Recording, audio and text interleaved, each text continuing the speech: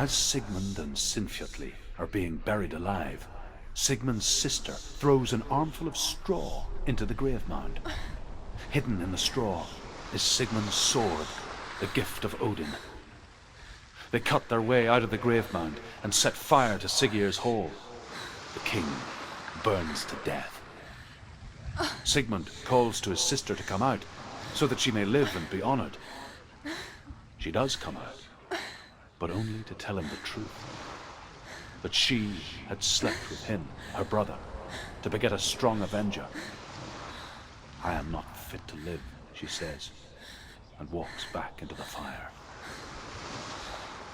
Strike vengeance from your heart, Senua, as there is always a heavy price to pay.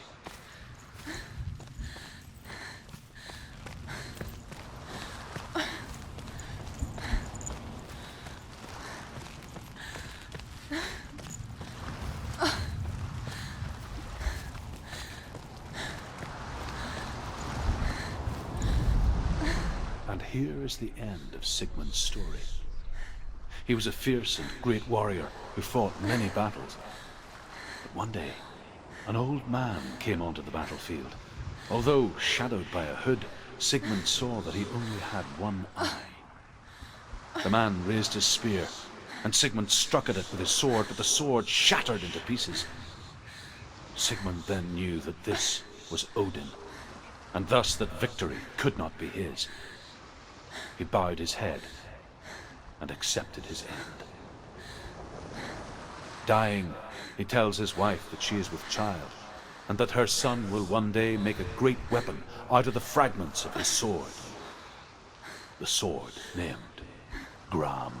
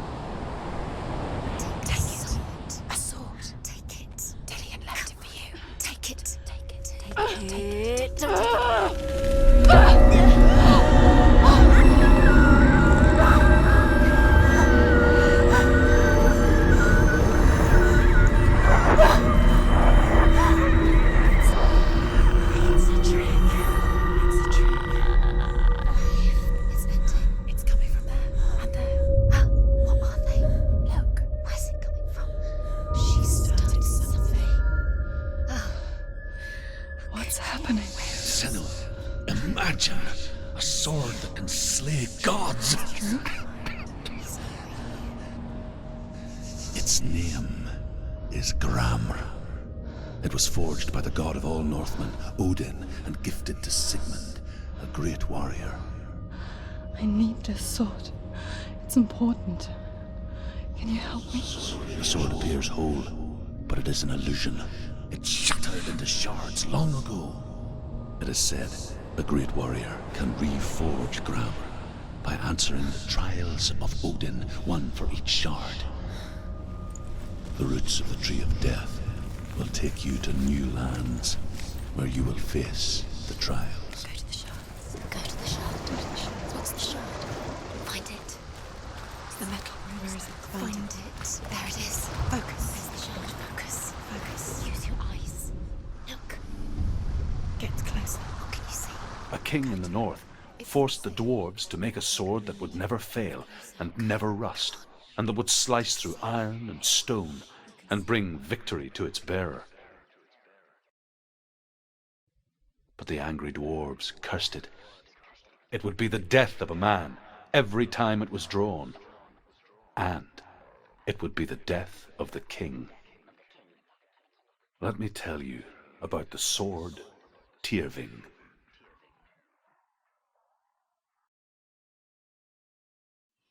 I don't recognize this place. Where are we? Where is she? It feels wrong. Where are we now? Burial mound. So strange that we go to such lengths to bury death. Something so very ordinary. Inevitable. It's as if we conspire to hide death, because we have no answer for it. But when it comes, and forces itself onto our friends or loved ones, then comes the reckoning. Senua, you remind me of a story that the Northmen tell about a young woman warrior. Her name is Hervor, the daughter of a berserker born after he was killed. She's a wild, willful child who teaches herself to fight with weapons. When she learns where her father is buried, her only desire is to reclaim the treasure buried with him, but above all, the sword, Tirfing.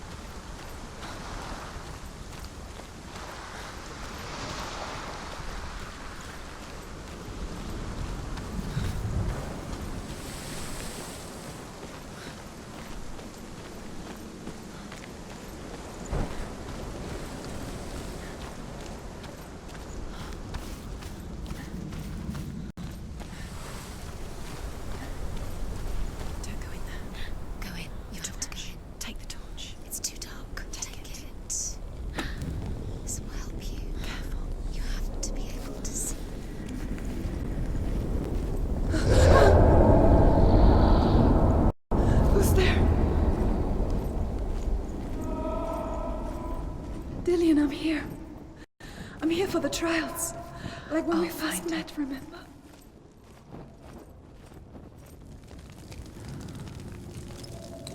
What's that? Did you hear that? Nothing. Was that voices? Is that his voice or the voice of the dead? Not Dillian. Dillian's calling to you. Can you hear him? Where is he? He sounds like he's getting further away.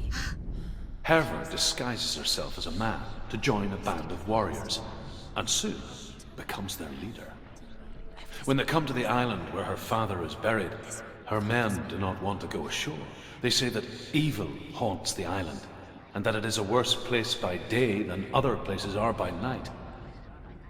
Fearless, she lands alone. There are many grave mounds, and all of them have ghostly flames burning over them. She comes to the grave mound of her father after passing through these ghostly fires, as though they were mist. The flames I passed through were real enough. Damn the Northmen to hell.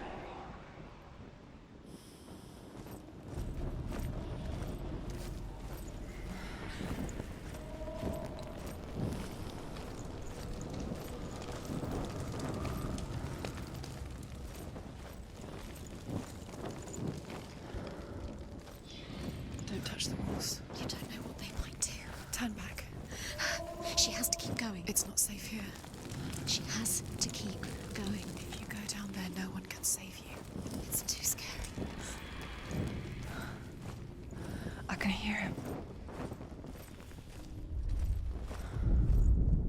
Within the burial mound, Hervor calls on her father to wake from death and bring her his sword.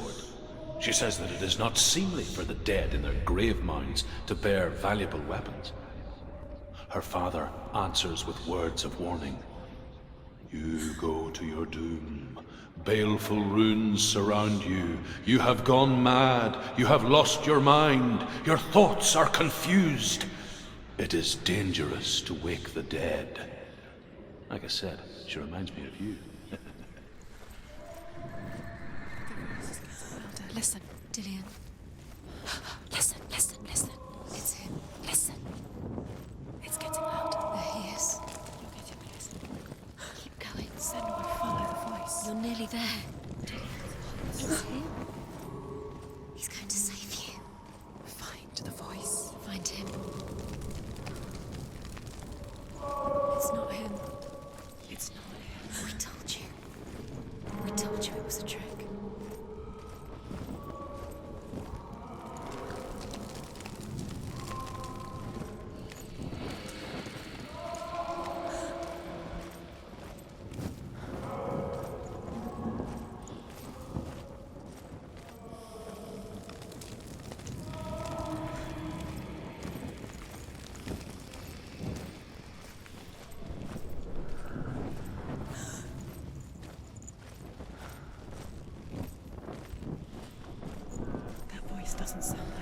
What's happening?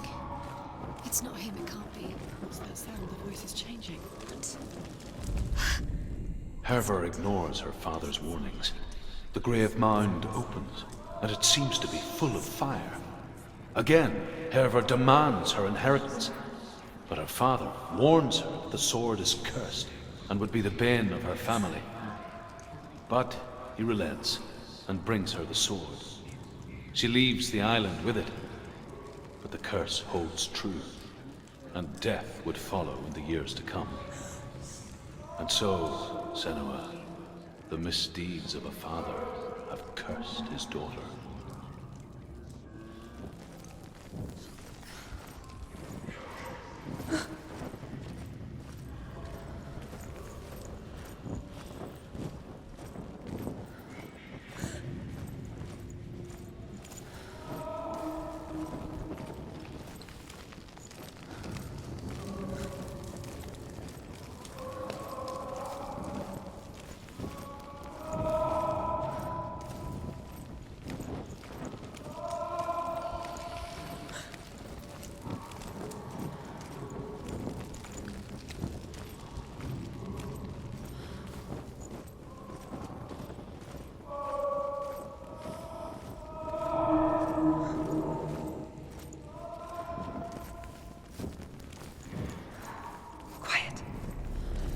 Me to find him.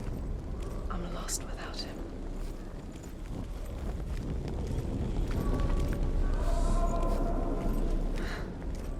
That voice. It's not Dillion.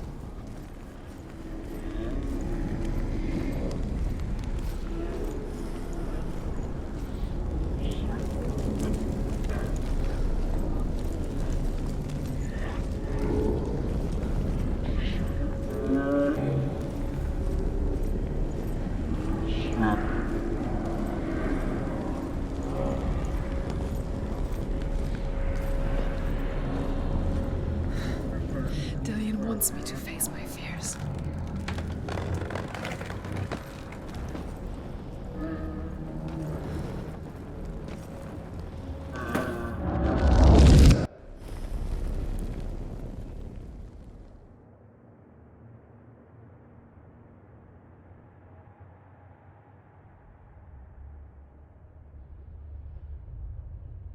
Father?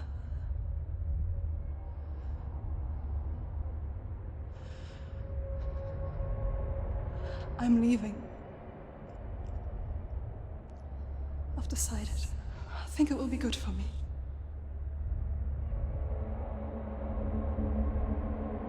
It's the darkness. It's speaking through No, you. Dad, it's me. I think I can beat it. In my own way.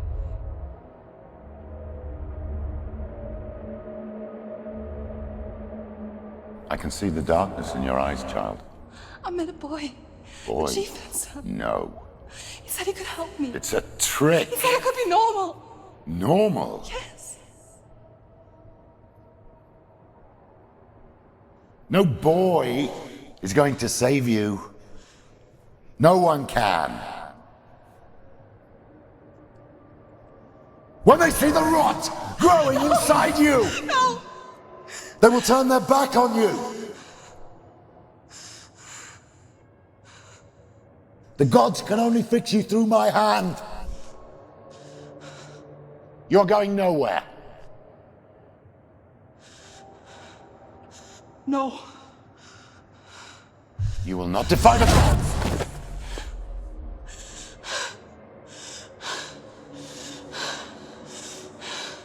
Come, child, take my hand. Come. Senua. I am leaving!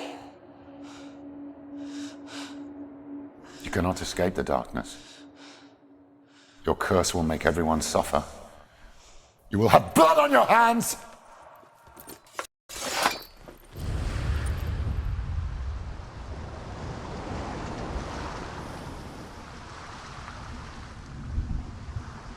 It's done. You did it. But there's more. There's more. You're tired, but you have to keep going. There's still more. There's always more to do. It's not going to be easy.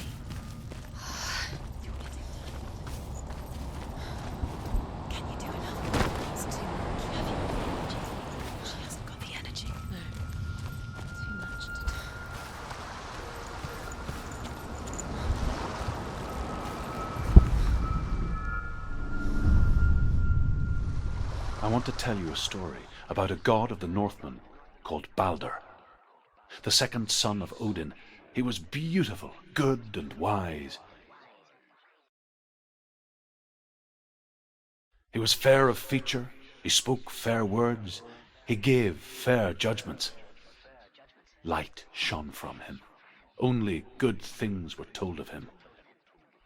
Yet he was the first of the gods to die.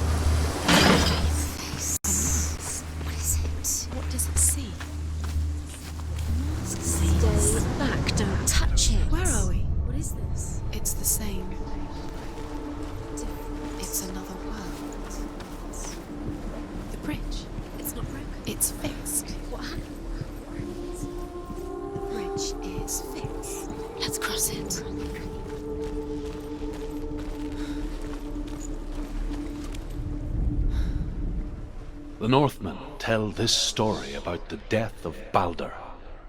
It begins with dark dreams. Night after night, Baldur dreams of his own death, and the gods fear for his life. So Baldur's mother makes everything in the world: fire, water, iron, stone, earth, wood, beasts, birds, serpents, poison, sickness, swear an oath not to harm her son. One by one, they each make their vow. Neither weapons nor wood will injure him, Baldur's mother boasts. Only Loki, father of Hela, the mistress of death, is not amused.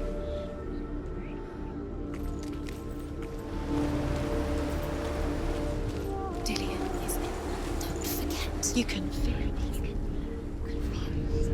You need the runes to fight Dillion. You need Dillion. He's waiting for you. He always said he'd wait. He's close. He cares about you. He's close. He loves you. Calling you. Dillion. Dillion, we're here. Dillion. We're nearly here.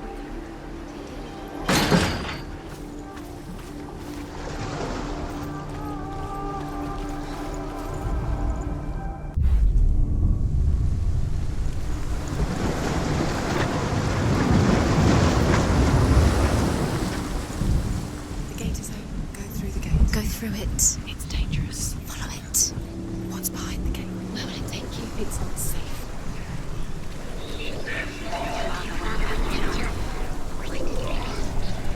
Dillion. There he is.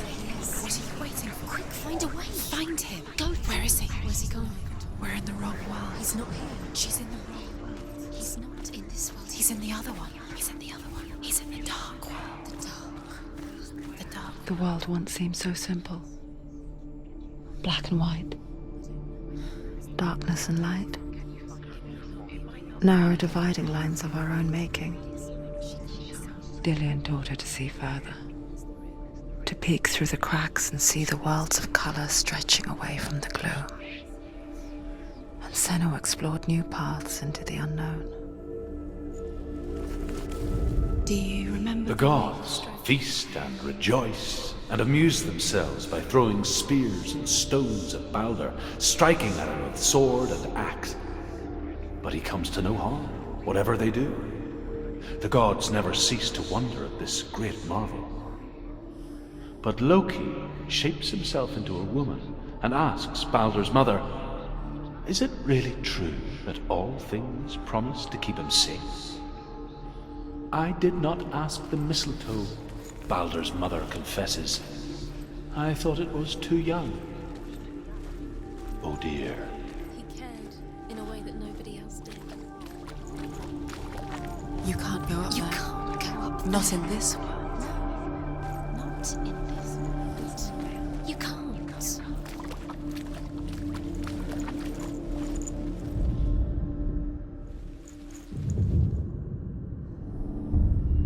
Senua, you've got it. Why isn't he here? He's gone. He's in the dark world. He's gone to the dark world. You're in the wrong world. Dillian saved you from that other world. The dark world. Without you. Nobody will love her now. Can you remember what love feels like? What happens to the things she loves? She destroys the fear.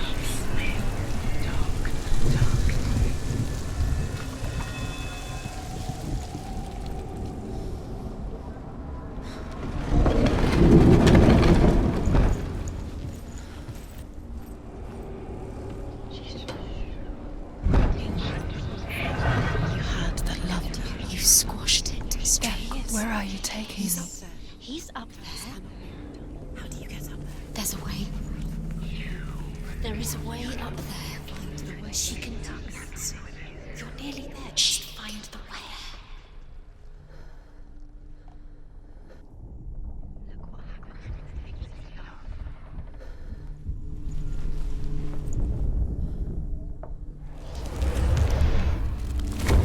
Look what happens to the things you love.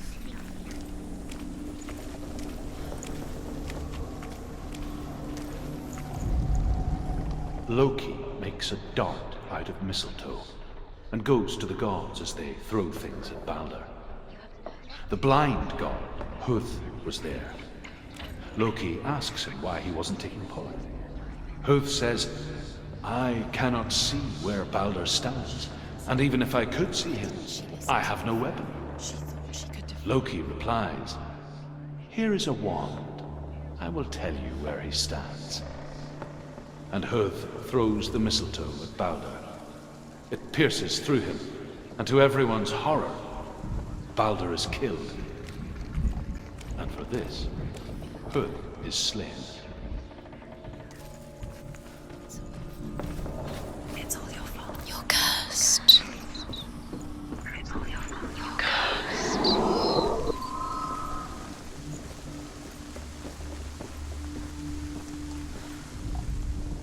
The Northmen tell how the gods mourned Baldur. His body was to be burnt on his ship, but they could not manage to push it into the sea, and sent for a giantess to do it. She comes riding a wolf and has vipers for her reins. She pushes Baldur's ship into the sea with such force that the ground shakes and the rollers burst into flames. When Baldur's wife sees his body carried onto the ship, her heart bursts with grief, and she dies. She's put next to her husband, and the pyre is lit, sending the dead to hell. But even so, the gods cannot accept his death. You broke him. You killed him. You couldn't see the darkness within you. Years had passed since she left her father. She trained hard alongside her friend, Dillian. She saw things no one else could. Patterns, shapes, movement. An intuition that made her an exceptional warrior. He led you astray. Friendship turned to love, Father, when you had the chance. but the shadow of darkness never let her go, Has tortured you. and she was caught between two worlds. That of Zinbel and her past, and Dillian, her future. Two realities tearing at her soul. Just like it strangled him.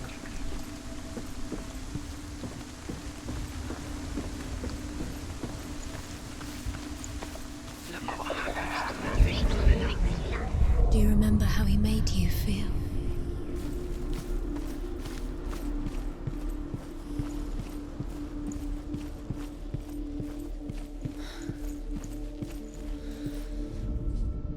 Overcome with grief, the gods send Hermod to ride to Hell and ask Hela to let Baldur return home. All the gods are weeping, he says. Are they? asks Hela. We shall see if he is truly missed. If everything in the world will weep for him, he shall go back to the gods. But if even one thing refuses, Baldur stays with me. The gods send messengers everywhere. Weep for Baldur, weep him out of hell. And everything wept. Men, beasts, earth, stone, trees, metal, everything. Except for a giantess they found in a cave. Baldur was never my friend, she says. Let hell keep what she has. The Northmen say that the giantess must have been Loki in disguise. Believe in the curse, Dillion believed in you.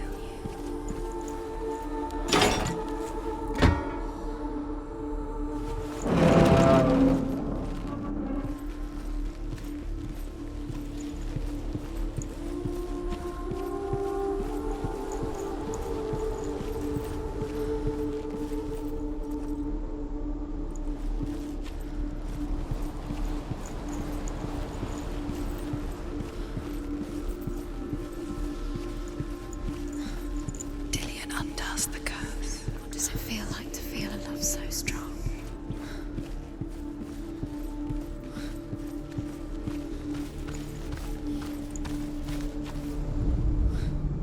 Your curse has claimed Dillion. Poor Dillion. He didn't know what it was kind.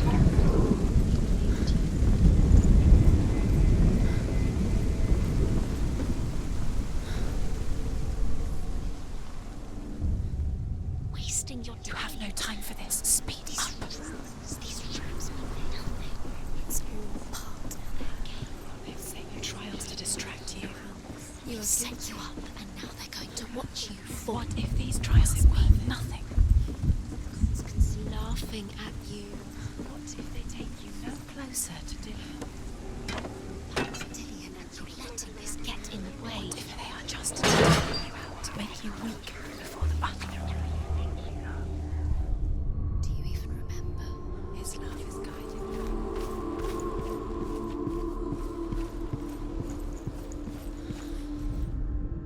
The Northmen tell how the gods punished Loki for Baldur's death. They captured him and took him to a cave. They fetched his 2 sons and turned one into a wolf, and he ripped his brother apart. The gods used Loki's own son's entrails to tie him down and turned these bonds to iron and dangled a poisonous serpent over his face so that its venom would drip onto him. Each time the venom drips onto Loki's face, he writhes in agony. The Northmen say that is the cause of earthquakes. A reminder, perhaps, that if even gods must accept death, then so must we. Remember Dillion. What do you remember? Do you remember the sound of his voice? What if this is pointless? What are you doing? Why did you think you could make this work? You keep seeing runes. You see runes everywhere. Everywhere. What if they're not real? What if they don't actually make sense? They're a trick. The gods were lying. If you think it makes sense, but really the gods are playing with you. It makes Do you sense to remember them. the way he stroked Wasting your time, just delay. By minute to by minute. What does she think she's doing? You special. She thinks They mean nothing. special. A waste of time. It could all be a waste of her time. The gods are just Playing, What if the gods are laughing? messing with her. It wouldn't be. Dillion! Be the first time.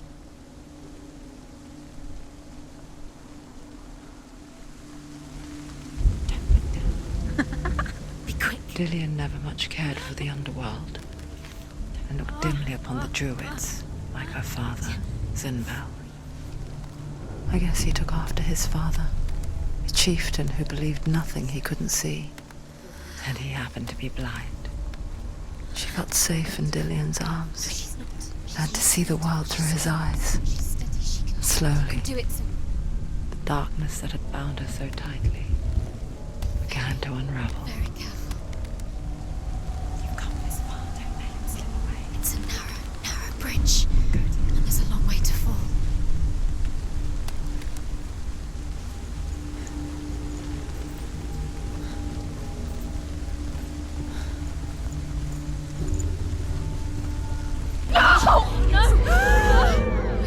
It's your fault. He's disappeared.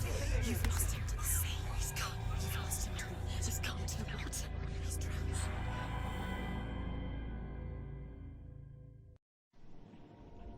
Senua, your father cannot understand your darkness. He cannot see through your eyes. No one can. My own father was born blind. Doesn't have the faintest idea of what the night looks like. The word dark to him means as little as the word light.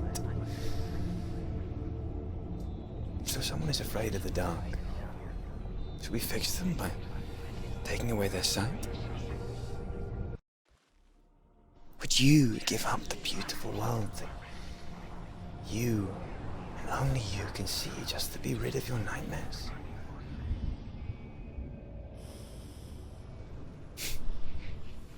Or is this the price you pay for the gift you have? A gift that makes you so special in my eyes. Just another part of the person I love.